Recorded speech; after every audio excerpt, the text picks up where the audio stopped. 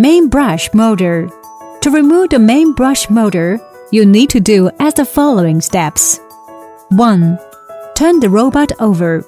Take off the main brush cover, main brush and dustbin.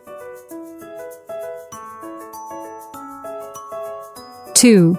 Remove the screws on the battery cover and remove the cover.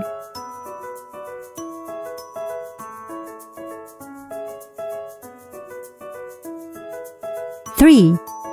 Remove the 5 screws on the roller brush motor.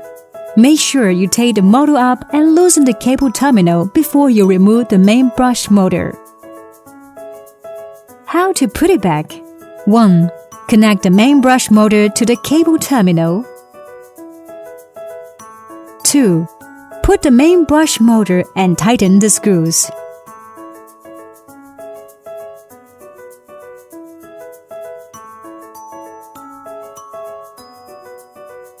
3.